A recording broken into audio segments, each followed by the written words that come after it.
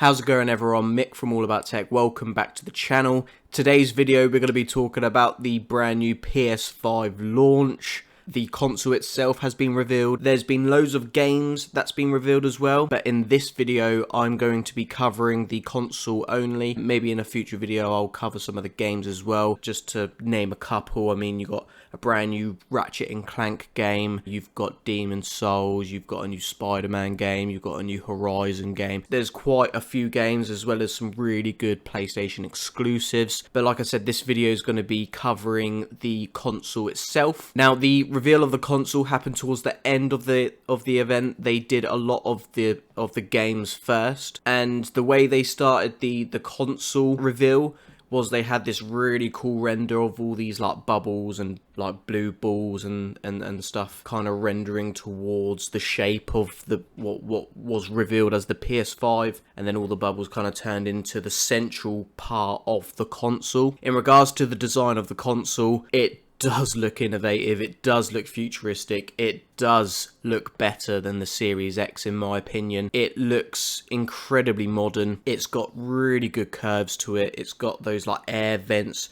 all the way along the top and down the side. It does look like a really nice console. Just by looking at the console as well, we're looking like we're getting a USB port, probably a 3.2 spec USB port on the front, as well as a Type-C port. Now, the DualSense controller is a Type-C port on the controller. I imagine that the cable that you get in the box with the PS5 will be just a Type-C to Type-C, which is good for charging, etc. Obviously, you can get faster rated speeds with Type-C. Hopefully, it's not just a charging port. Hopefully, it's also a data port, because if you can use like an external SSD with that Type-C port, it is going to be incredibly quick. Now, obviously, in terms of the design of the console itself, they did announce two consoles. They announced the PS5, and then they announced the PS5 Digital Edition without the disc tray. And in my opinion, the PS5 All Digital Edition, that is the one that looks the best. It just looks more symmetrical because it's got a consistent kind of curve in the middle, and then it comes out towards the bottom again.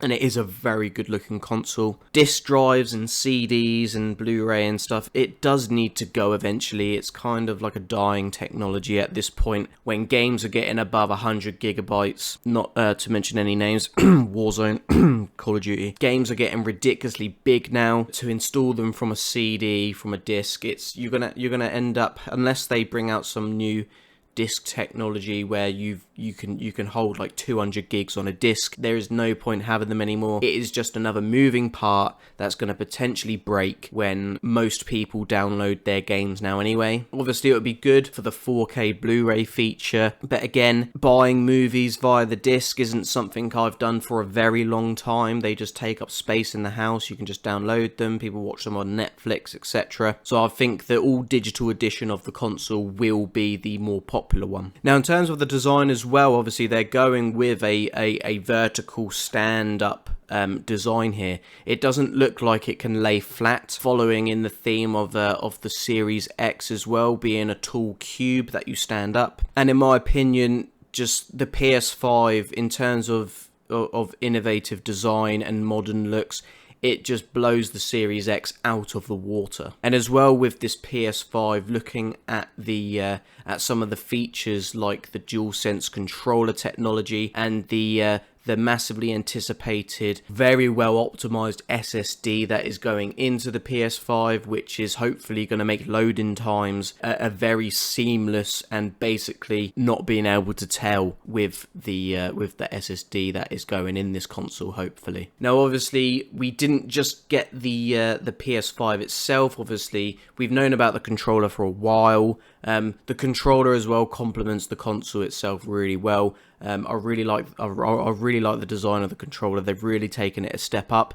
I've always preferred the Xbox One controller over the DualShock 4. However, I think that in terms of innovative design, the DualSense controller does just look so much more modern now, and it's brought itself up to 2020, unlike the Series X controller, which is basically the same as the Xbox One controller. Now, in regards to the reveal, there was some accessories as well. There was a headphone a set of headphones, a charging dock for the DualSense controllers, and there was also a remote, like a media remote, as well as a HD webcam. They're really going to be looking at that sort of streaming, integrated streaming without the need of, say, getting a PC with a capture card, using OBS, and then streaming to Twitch. Obviously, I know you can do that already on current gen consoles, but hopefully with the extra power that these consoles give, they will give a better experience in like the Twitch app, where you can actually set up your scenes and an entire kind of page, unlike on the current gen consoles where there's not a lot of customization in terms of your streaming. So yeah, conclusion of my first thoughts of the PS5. Obviously, there's still so much more that we need to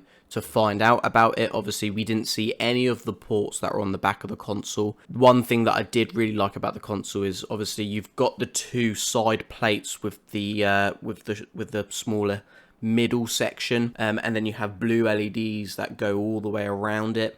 That looks absolutely fantastic. This launch of the PS5, it makes the Series X look last gen in terms of its design. And unfortunately, that's just the way it is. It's a shame to say that, because I've always been a Microsoft guy. I had the original Xbox, I had the 360, I had the Xbox One. I moved over to the PS4, but obviously I've always preferred the online experience of the Xbox. But to be honest with you, the PS5 at the moment, as it stands, is looking like a really promising console, and at the moment it's the one that's piqued my interest more out of the two. So I hope you enjoyed this video, guys. Let me know in the comments what you thought of the new PS5 console. Let me know if you want me to do a video of some of the games that they've also announced. I like to cover the tech aspects and the hardware sort of things first. That is what this channel is about. Yeah, let me know what you guys think in the comments. Make sure you like this video. It really helps the YouTube algorithm. Make sure you subscribe to All About Tech. Turn on post notifications so you don't miss any future videos, and I'll catch you guys out in the next one. Peace.